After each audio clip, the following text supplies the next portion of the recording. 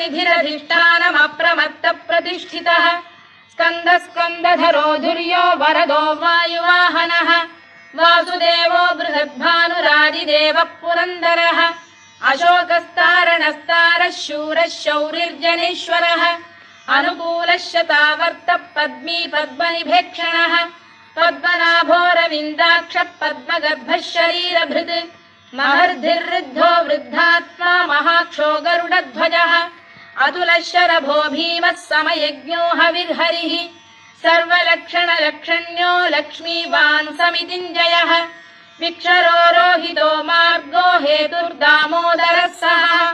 महीधरो महाभागो वेगवानमिताशनः